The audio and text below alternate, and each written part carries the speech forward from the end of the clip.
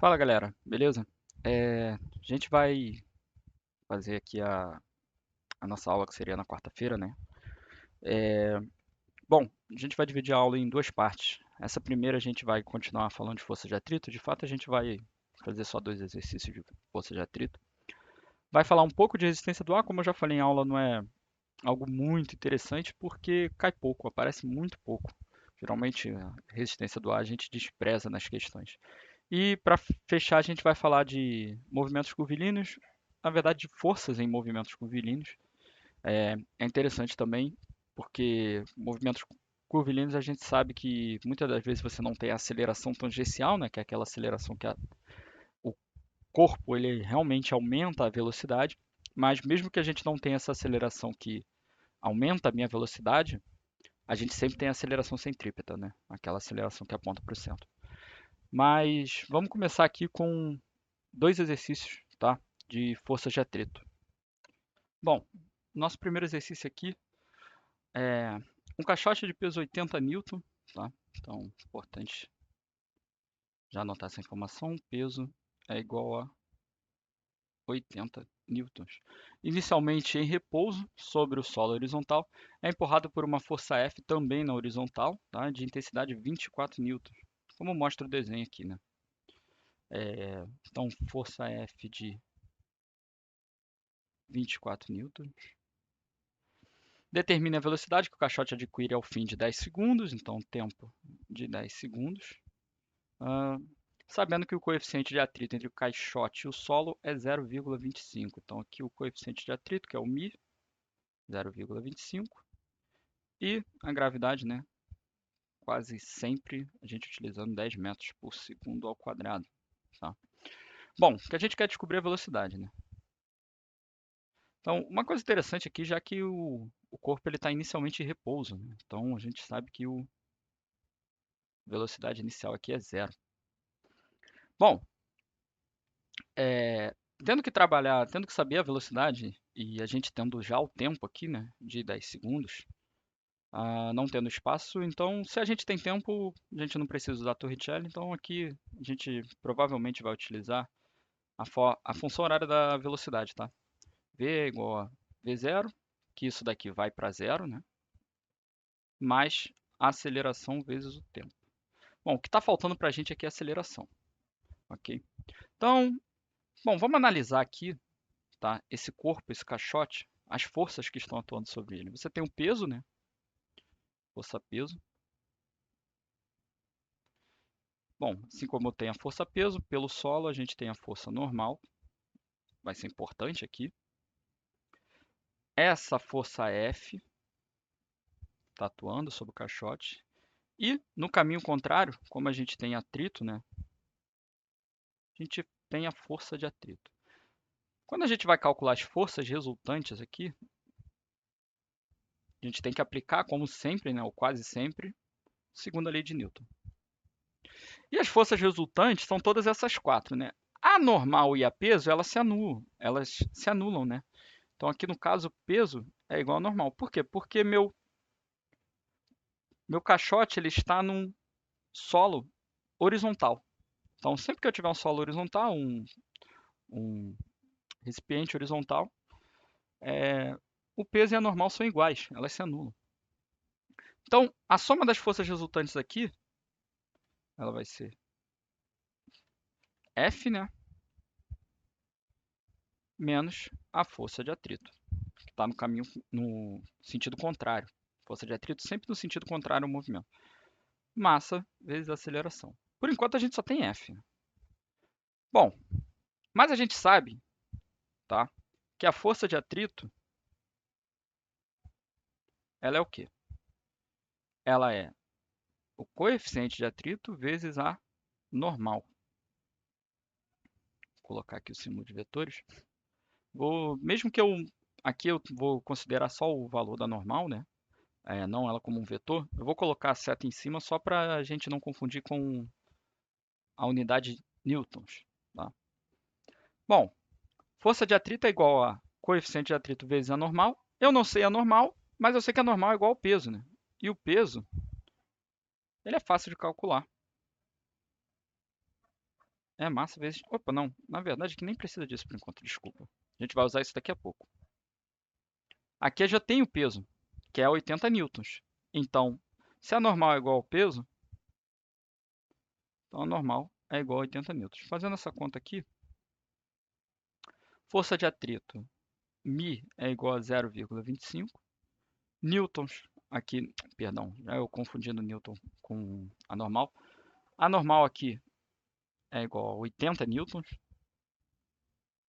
Fazendo essa conta aqui, 0,25 vezes 80, a gente tem que a força de atrito é igual a 20. Então aqui, né, na nossa soma das forças resultantes, eu tenho F, que é igual a 24, força de atrito, que é igual a 20. Isso aqui é igual a massa vezes a aceleração. Então, 24 menos 20 é 4. Massa vezes a aceleração. Tá?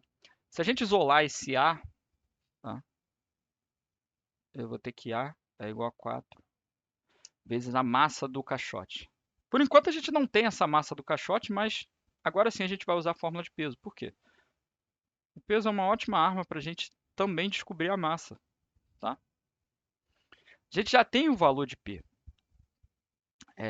E a gravidade ela é sempre fixa, né? Fixa no sentido que ou ela vai ser 10 ou ela vai ser 9,8. Vai depender sempre da questão. Em geral, a gente assume como 10.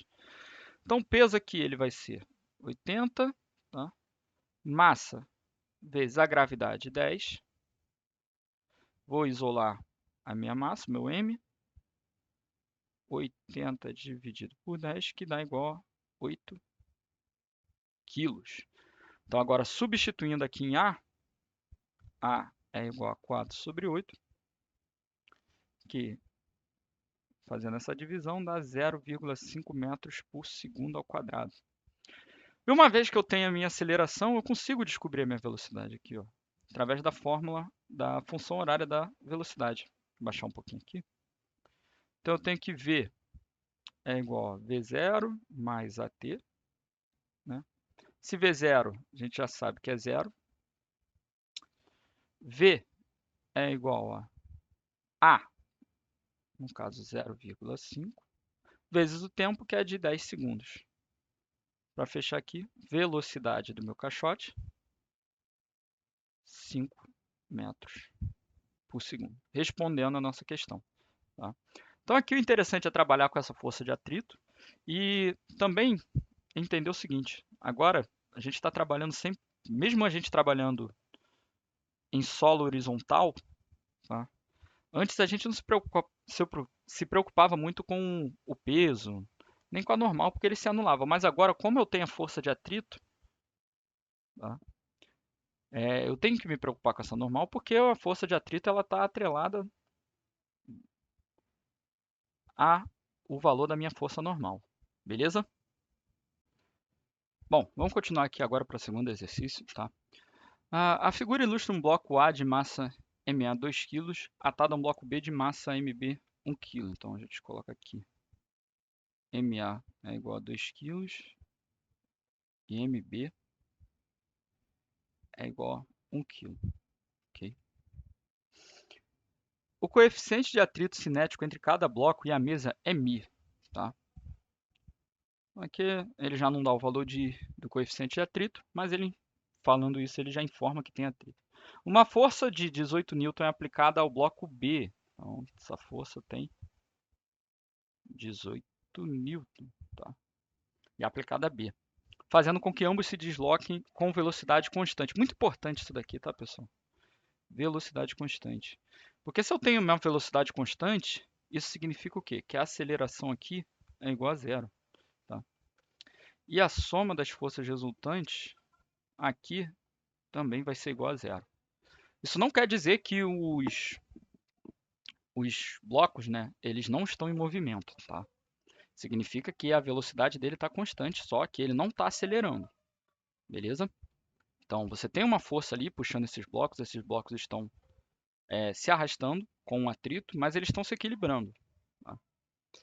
Bom, mas essa parte é muito importante para nossa análise de forças, a gente conseguir calcular o que vai ser pedido. Tá? Considerando a gravidade igual a 10 metros por segundo ao quadrado, eu determino o coeficiente de atrito cinético e a tração no fio. Tá? Então, a gente quer o coeficiente de atrito e a tração. Então, vamos analisar aqui, junto da imagem, as forças atuando sobre esses dois corpos. Tá? Então, aqui, no bloco A, você tem, claro, o peso de A, né? Opa, perdão, que eu troquei. Né? A normal de A e o peso de A.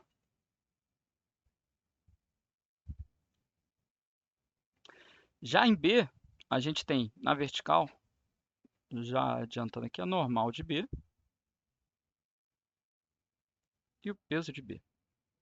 Agora, analisando as forças na horizontal, temos força de atrito de A e, na outra direção, você tem a tração do fio. Já em B, a gente tem também a tração do fio. Lembrando que o nosso sentido do movimento é da esquerda para a direita, então o atrito aqui em B também está na direção da tração.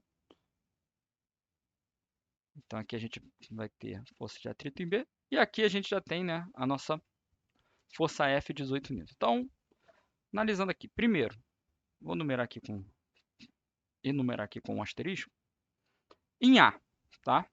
A gente tem que a tração, tá? Ou melhor dizendo, as forças resultantes em A é igual a tração menos a força de atrito. Porém, essa força resultante, pela minha velocidade ser constante, é igual a zero, tá, gente?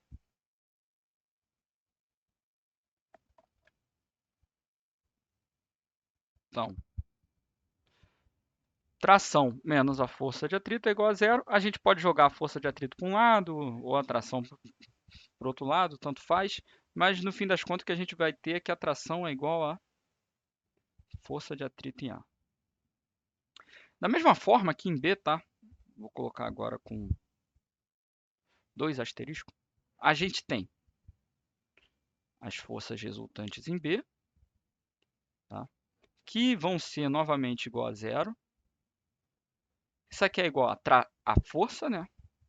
F, menos a tração, menos a força de atrito em B. Então, como aqui é igual a zero, a gente pode fazer o seguinte, passando esses dois negativos para o outro lado, tá? Ou melhor dizendo, eu vou fazer o seguinte, eu vou isolar só a minha tração, tá? Então, a minha tração vai ser igual a F menos a força de atrito em B. Vocês vão entender já já o porquê disso, ok? Então, agora, o que eu tenho aqui são duas igualdades, tá? Da minha tração. O que eu posso fazer aqui? Tá? Eu quero descobrir o coeficiente de atrito cinético e a tração. Para descobrir a tração, é só a gente descobrir uma dessas duas aqui. Ó. Ou a força de atrito em A ou a força de atrito em B, porque a gente já tem o valor de F, que é 18 N.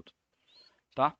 Então, primeiro a gente tem que descobrir o valor da força de atrito, para assim a gente descobrir o valor do coeficiente de atrito cinético. Tá? Então, eu vou fazer o seguinte, eu vou igualar essas duas. Tá? Vou igualar aqui, vai ser igual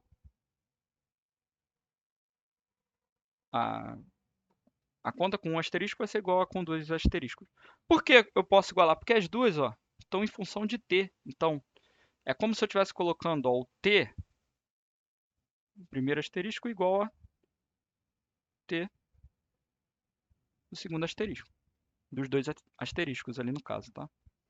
Um número é igual a ele mesmo, ou seja, um elemento é igual a ele mesmo, t é igual a t. Só que t, no caso aqui, é a força de atrito em A, tá?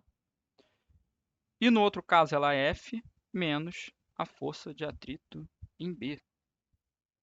Então, isolando esse F aqui, tá?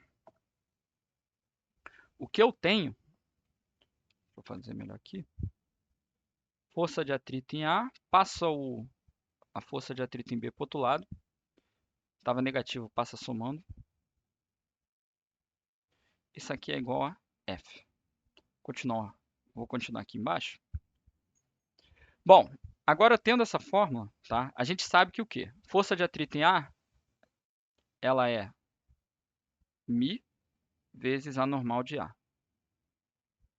Mais Força de atrito em B, μ vezes a normal de B. E o F, a gente já sabe lá em cima que ela é 18 newton. Não vou colocar o símbolo de newton aqui, sempre acabo colocando, tá? Então aqui F já é 18 newtons. Bom, como é um sistema aqui horizontal, então as normais são iguais ao peso, tá? Então a gente pode calcular aqui. Normal de A é igual ao peso de A, tá? Peso de A é igual a massa de A vezes a gravidade, que é 10. A massa de A é 2, gravidade 10. Então a normal de A, no fim das contas, é igual a 20 newtons. E a normal de B é a mesma coisa, tá, pessoal? Peso de B, aqui vai ser um pouco mais direto. Peso de B, a massa de B é igual a 1, gravidade é igual a 10. Então a normal de B é igual a 10 newtons. Antes de eu substituir aqui na minha fórmula, eu vou só isolar colocar em evidência o meu μ, vai ficar normal de A mais normal de B é igual a 18. μ aqui dá 20 mais 10. 18. Então isso aqui dá μ vezes 30 é igual a 18. E isolando esse μ, né? Isso aqui dá 18 sobre 30, que se vocês fizerem essa conta, isso aqui vai dar igual a 0,6. Beleza? Então, o coeficiente de atrito aqui dessa questão é igual a 0,6. Porém, ele também pede a tração no fio. Tá? Tração T no fio. O que a gente pode fazer? Pode usar qualquer uma das duas aqui. Ó. Ou essa fórmula para calcular a tração, ou essa aqui. Tá? Eu vou usar a do primeiro asterisco ali, porque é mais fácil, né? Então, colocando aqui, tem T é igual a força de atrito em A. T é igual a μ vezes a normal de A. Tá? E agora que a gente sabe que μ é 0,6, então T é igual a 0,6 vezes normal de A é 20, significa que a tração do φ aqui, resolvendo essa conta, é igual a 12 newtons. Tá? Então, tração é igual a 12 newtons e o coeficiente de atrito, 0,6. Lembrando que o coeficiente de atrito ele não tem nenhuma unidade de medida não, tá, galera? Então a gente sempre deixa só com um valor assim, 0,6 solto mesmo, né? Não é newton, não é newton por metro, não é nada. Ok? Então, galera, essas foram as duas questões de atrito que eu queria falar, para falar um pouco mais. Mais para frente a gente vai, após o simulado, ou até mesmo vai cair alguma questão do simulado, algumas questões que eu quero trabalhar, de também continuando nesse ponto de coeficiente de atrito, porque de força de atrito, porque é uma coisa que parece sendo, em geral, nas questões desprezado, mas aparece também numa quantidade considerável em provas, tá? Então a gente vai continuar agora para a resistência do ar. Bom, agora a gente vai continuar aqui com a parte de resistência do ar. Como eu falei, vai ser uma parte bem rápida, bem mais tranquila, não tem muita coisa para a gente verificar não, tá? O que seria a resistência do ar? É uma força que foi verificada experimentalmente, assim como a força de atrito, tá? Mas no caso da força de atrito, ela precisa ter dois corpos em contato ou um corpo e uma superfície. Precisa ter um contato, né?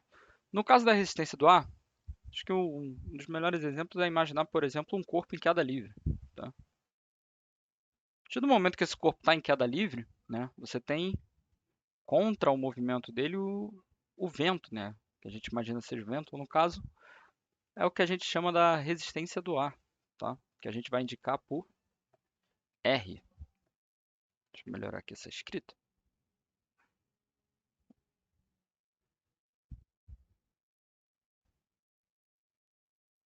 Resistência do ar.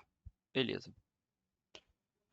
E a resistência do ar, para a gente calcular ela, é bem simples. Ela é proporcional ao quadrado da velocidade, ou seja, R ela é igual a K, esse K é uma constante, tá? Vezes V ao quadrado, e a gente vai falar especificamente desse K aqui. Mas a fórmula, a princípio, é essa. Apesar dela ser bonitinha, bem tranquila de se gravar, ela vai ficar um pouquinho mais complicada. Por quê? Esse K ele é uma constante, tá? Uma constante a depender, claro, do nosso corpo, tá? Então, por exemplo, se o corpo ele for um carro de um determinado modelo, todos os carros desse mesmo modelo vão ter o mesmo valor K, tá? Mas basicamente, K ele depende de três coisas, tá? E a gente vai listar aqui. Primeira coisa que K depende é uma coisa chamada coeficiente de arrasto. Esse coeficiente de arrasto, ele é o coeficiente do modelo aerodinâmico do corpo, ou seja, a depender do meu objeto, ele vai ter um valor de coeficiente de arrasto, tá? Por exemplo, quando você tem uma gota de chuva, né, seria mais ou menos algo assim, o vento, né, o ar passa por ela, né, fazendo mais ou menos esse movimento aqui, né, como se ele estivesse se contornando essa gota de chuva. Então, todo o corpo ele vai ter um coeficiente de arrasto diferente, tá? E a gente vai escrever ele por Cx, tá? Chamar esse valor de coeficiente de arrasto. Pode chamar de coeficiente de ar também, acho que não tem nenhum problema. Por Cx. O segundo é a área da maior seção transversal. Vou explicar o que é isso, tá? É uma área mesmo, tá? Podendo ser a área de qualquer objeto. Ah, pode ser, por exemplo, uma área de um retângulo, uma área de um círculo, tá? Que a gente vai escrever por A. Essa área, tá? O que seria? Vamos imaginar um carro. Ok? Então você tem um carro lá, qualquer. E aí eu vou desenhar como se fosse um para-choque aqui, a parte da frente do carro. Geralmente o para-choque é um pouco menor, né? Bom, o que seria uma seção transversal? É como se eu pegasse e fizesse um corte aqui nesse carro, assim, tá? Vamos dizer que eu corto mesmo esse carro. Se eu corto esse carro nesse pedaço aqui, né? Eu vou ter o que vai se formar a partir desse pedaço é um retângulo, certo? Mas se eu faço um corte aqui no para-choque, tá? Eu também vou ter, imaginando que esse para-choque tem um modelo retangular, eu também vou ter um retângulo, mas vou ter um retângulo de tamanho menor, tá? Então, quando a gente quer a área da maior seção transversal, é porque a gente, dependendo do nosso corpo, dependendo do corpo que estivermos trabalhando, a, ele vai ter várias seções transversais, tá? Como eu posso ter essa daqui menor, tá? Mas eu não quero nenhuma das menores, eu quero a maior delas, né? De fato, se fosse num carro, né, a maior área aqui seria um corte aqui, né? Porque além de pegar a parte de cima do carro, eu pegaria a roda também. Mas ficando claro o que é uma seção transversal, como se eu cortasse um objeto num determinado ponto, eu quero a área da maior seção transversal. Então o K também depende disso. E para fechar, o K ele vai depender da densidade do ar. Então, por exemplo, quando a gente fala que o ar está pesado, né? Geralmente a gente está falando sobre respirar e sentir o ar pesado. Mas se você tem um ar, por exemplo, numa sala fechada, dominada por gases químicos, alguns deles têm uma densidade maior. Então, se você tenta correr nessa sala, você possivelmente vai correr numa sala com uma densidade de ar menor, então você vai ter que fazer mais força, ou seja, você vai exigir mais de você, porque o ar está com uma densidade maior. Então, o outro fator que cá depende é da densidade do ar. Tá? Com isso tudo, tá?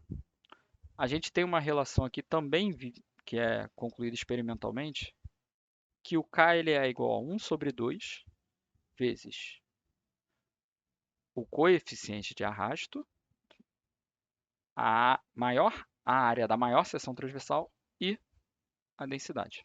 Okay? Bom, Mas jogando esse K na fórmula acima, o que a gente tem então para essa fórmula R é o seguinte: 1 sobre 2 Cx A d e, é claro, v ao quadrado, que é a velocidade do meu corpo, ok? Bom, esses pontos são interessantes sobre a resistência do ar, mas mais interessante ainda, talvez, ah, seja uma coisa chamada de velocidade limite. Tá? E de novo, tá? Para velocidade limite, a gente vai usar como exemplo a queda livre. Tá? A queda livre, a gente sabe as propriedades dela, né? Assim por dizer. Ela parte de uma velocidade inicial zero, ela tem, né, atuando com ela a gravidade. E se ela tem a gravidade, tem a aceleração à gravidade, então ela tem a força peso, tá? Bom, mas considerando agora, a gente sempre, geralmente, nos exercícios de queda livre, consideramos o ar desprezível, né? A força do ar desprezível. Mas aqui não. Aqui a gente está analisando essas forças do ar. Então agora você tem aqui uma força de resistência do ar. Tá? E qual é o detalhe aqui? Tá? É que por que velocidade limite? Em algum momento, isso aqui vale para todo o corpo, tá? Quando você tem a resistência do ar. Em algum momento, não é que o meu corpo vai parar no meio do ar, porque senão a gente jogasse, por exemplo, uma moeda de cima de um prédio gigantesco, essa moeda ia parar no meio do ar. Não, ele não vai parar, tá? E esse é até um ponto aqui, nessa queda livre a gente está considerando que a distância, a altura que está caindo é gigantesca, de forma que ela não chega ao solo. Né? Em algum momento, a velocidade desse corpo se estabiliza.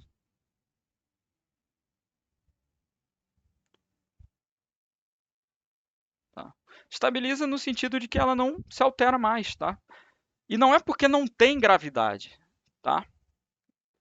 Isso significa que P, o que vai acontecer é que P e R, né, que é a resistência do ar, eles vão entrar em equilíbrio.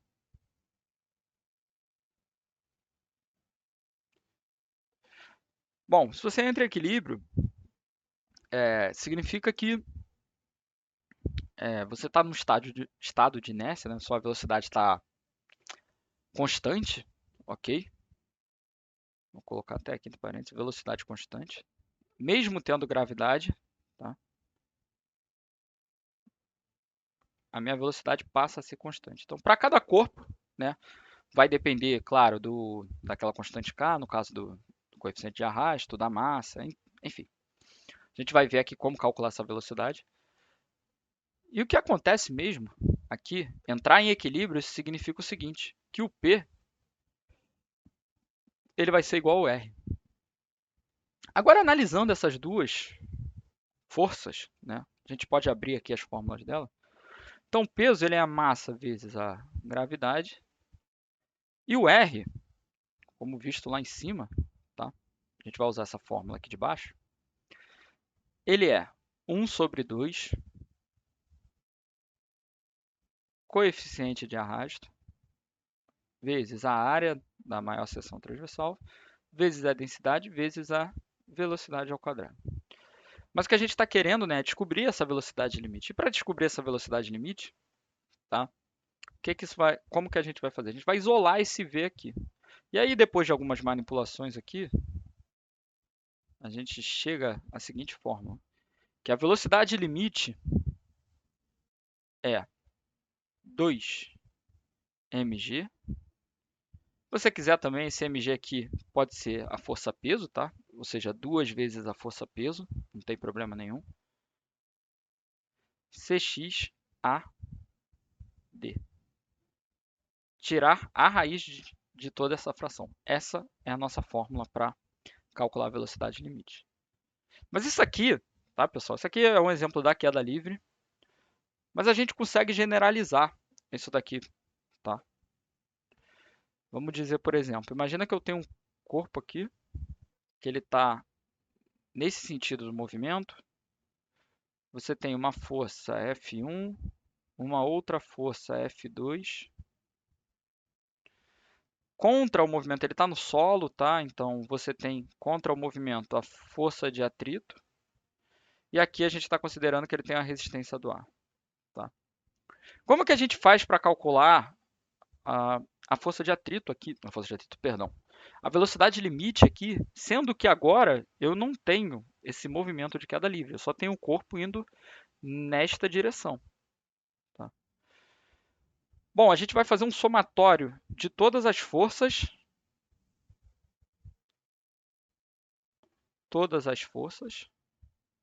exceto, tá? Exceto R, tá? Então eu vou chamar F esse somatório. O que vai ser F? F ele vai ser essa força 1 mais a força 2. Eu estou admitindo que esse sentido é o positivo e esse sentido é o negativo, contrário ao movimento, né? Se ele é o sentido negativo, então a minha força de atrito, como sempre, né? A força de atrito está contra o movimento, tá? Então, basicamente, F é o somatório de todas as forças. Então, são todas as forças, exceto o R, então eu não vou colocar o R nessa conta. E aí, para calcular a velocidade limite, o que a gente faz? Vai ser quase a mesma coisa aqui, só que aqui no caso a gente usou o peso, né? mg. Aqui a gente vai usar 2F, tá? E a parte de baixo da minha raiz continua a mesma coisa, ok? Então, fazendo isso, a gente consegue calcular essa velocidade limite para um corpo em qualquer situação, não necessariamente só em queda livre, tá? Bom, e sobre resistência dual, o que a gente tem para falar é isso, tá? A velocidade limite é uma coisa que, em algumas questões no livro que eu indiquei para vocês, vão ter lá, mas até o próprio livro ele tem muito pouca questão sobre isso, tá? Mas é algo que é bom ser falado. Então a gente vai continuar agora com o movimento curvilíneo, tá? Movimento em círculo, forças curvilíneas. E vamos analisar dois casos, né? Quando tem a aceleração no sentido de mudar a velocidade e quando só temos a aceleração centrípeta. Ok, a gente vai começar aqui agora falando de forças em trajetórias curvilíneas. E em trajetória curvilínea, tá? Existem dois tipos, tá? Movimento curvilíneo uniforme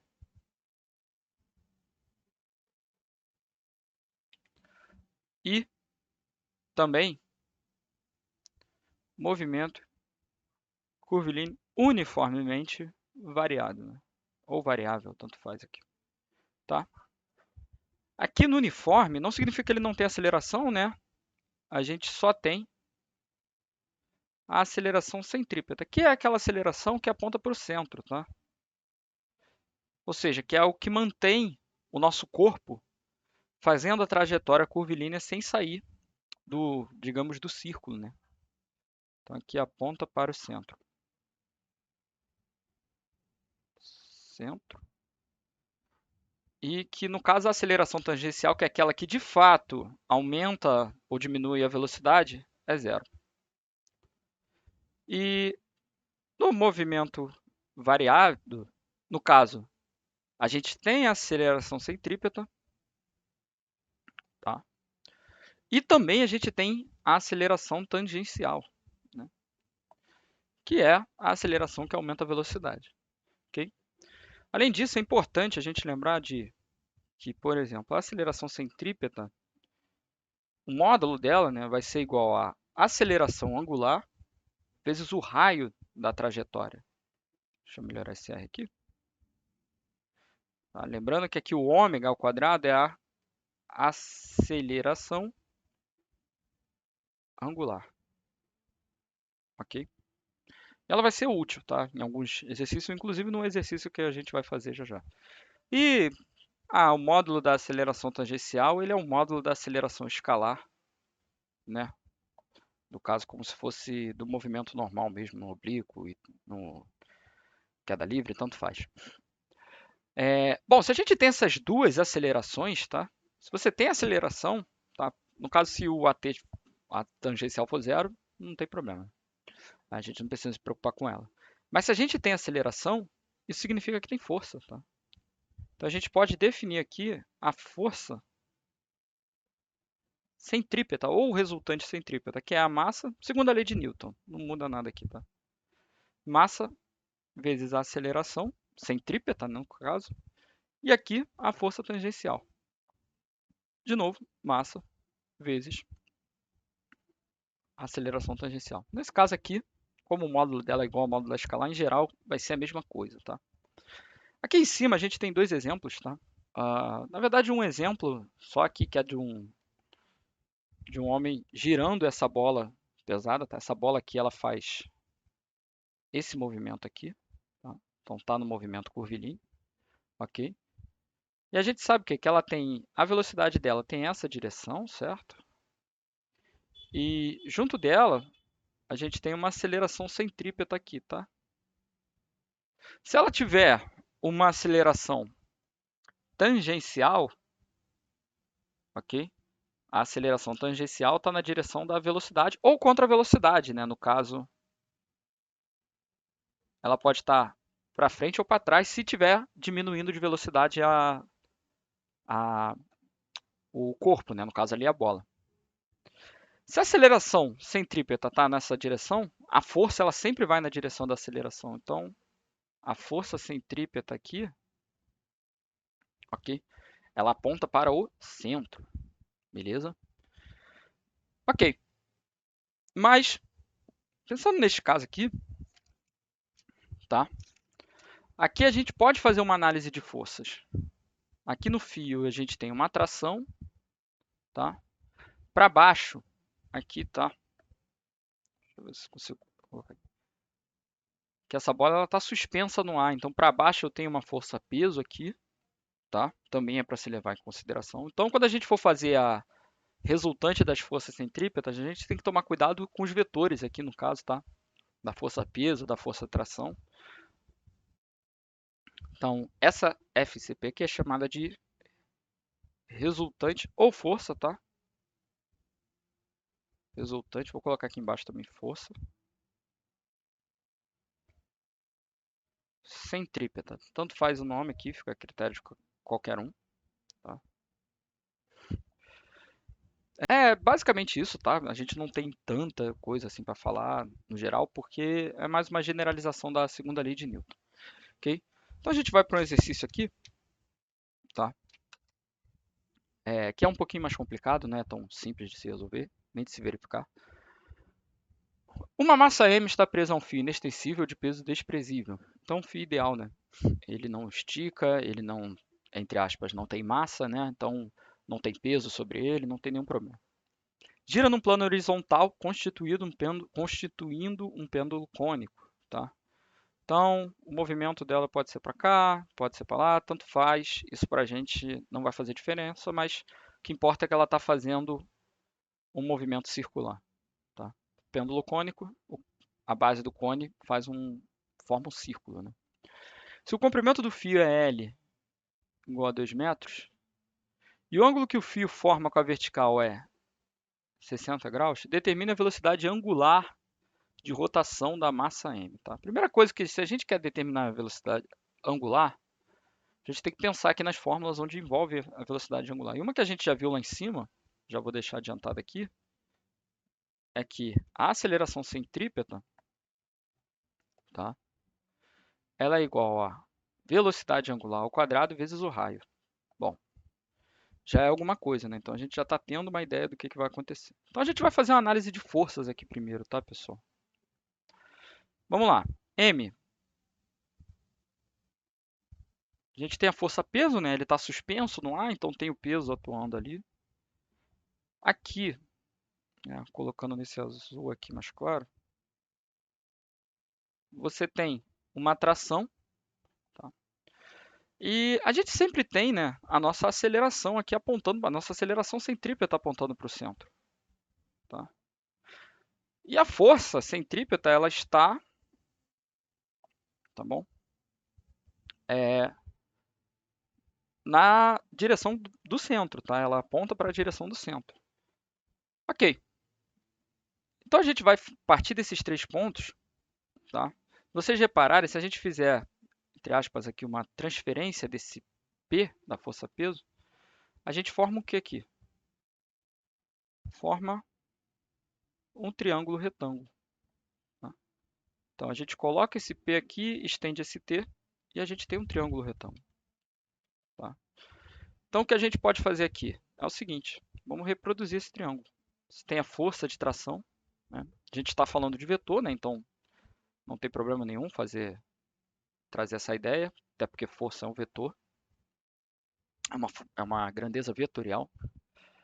E a gente tem aqui o peso e a força centrípeta. Bom, ok.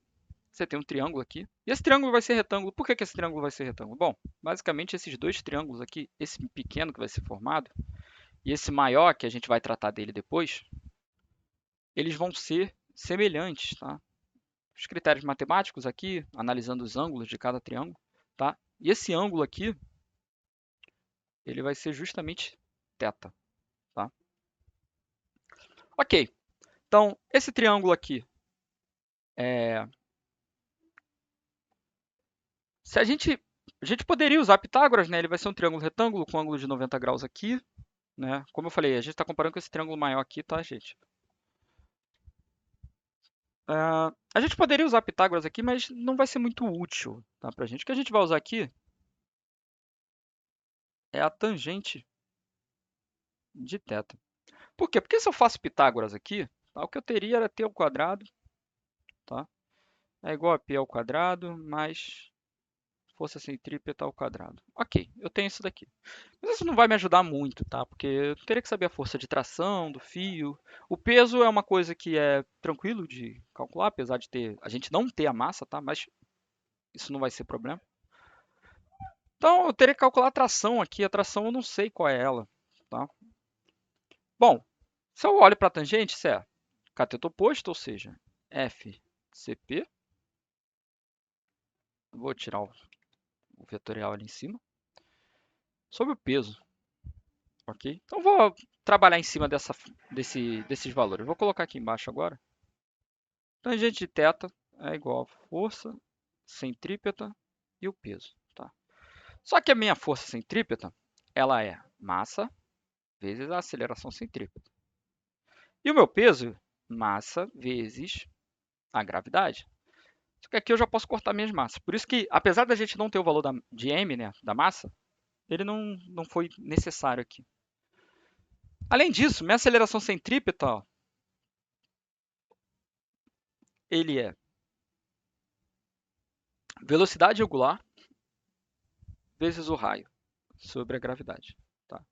Então, o que eu tenho aqui, a tangente de θ é igual a velocidade angular ao quadrado sobre r vezes a gravidade, tá?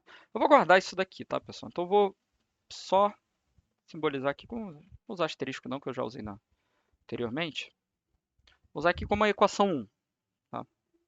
Bom, agora eu vou analisar esse triângulo maior aqui, tá? Porque aqui eu tenho a força centrípeta, mas se eu pensar em medida, isso aqui mede R, né? O raio.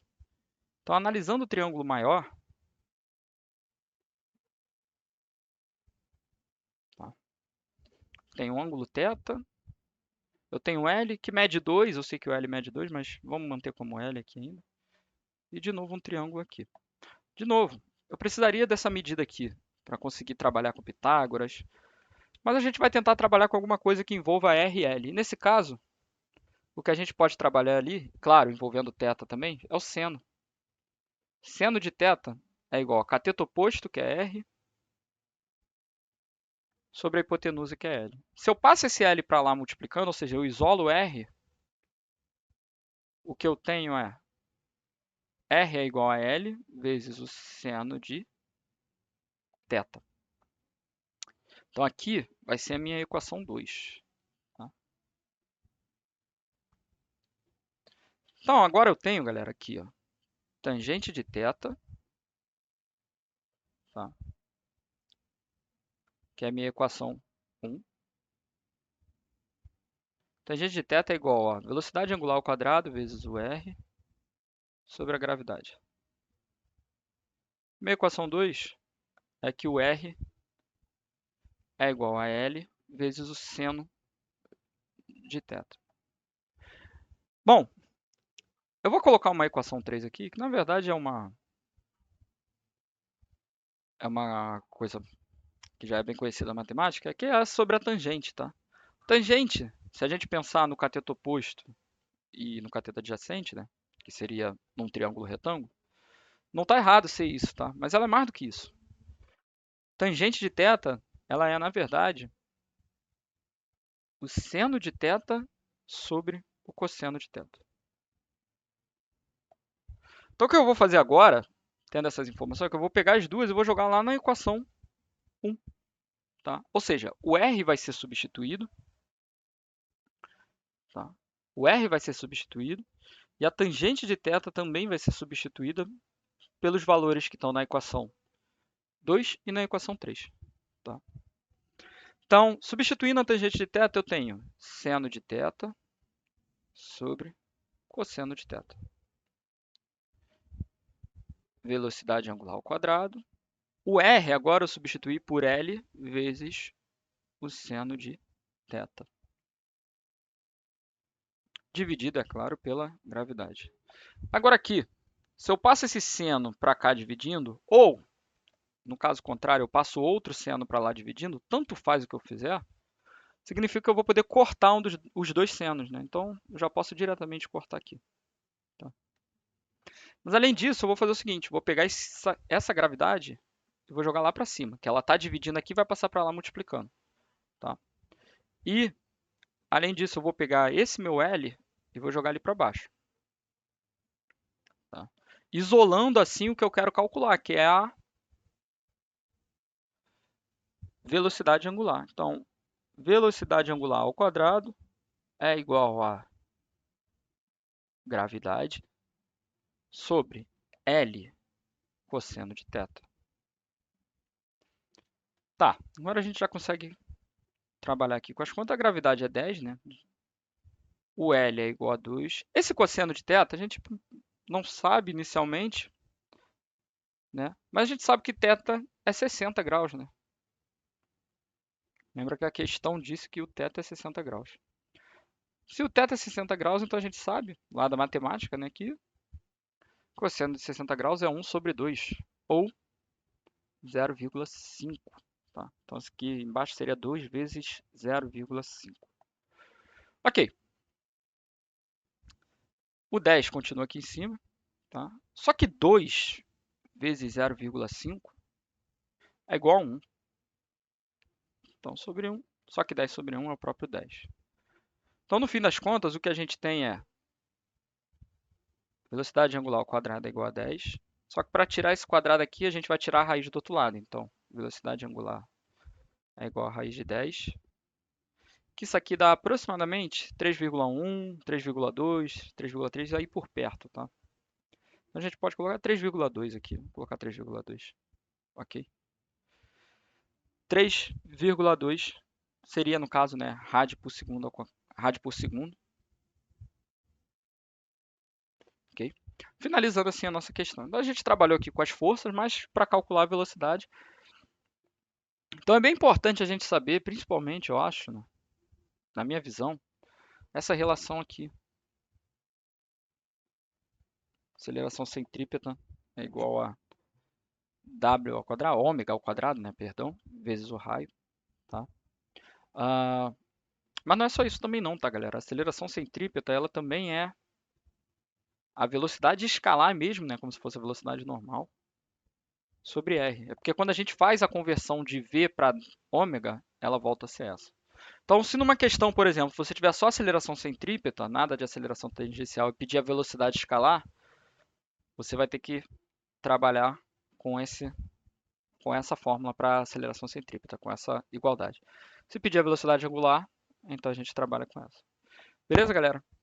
Próxima aula aqui, o próximo vídeo vai ser sobre trabalho, tá? Agora a gente já vai mudar um pouco o foco. Trabalho, ele fala, é o trabalho de uma força, uma grandeza escalar. tá? Ele está mais associado à energia, que vai ser algo que a gente vai ver mais para frente, mas antes disso a gente vai falar do trabalho de uma força. Então, toda força que a gente for trabalhar agora, né? Sei que fica meio embolado falar trabalho, trabalhar com uma força, enfim. Toda força que a gente for vendo, né? Um corpo ele pode estar atuando sobre ele quatro tipos de forças diferentes. Cada força vai ter um cálculo para o trabalho. Então a gente vai ver as coisas de trabalho. E o trabalho em si, ele significa para a física como um ganho de energia, tá? Então, mais para frente a gente vai ver energia e vai entender que o trabalho, na verdade, é o ganho de energia ou uma perca de energia. Então, é isso, galera. Até o próximo vídeo.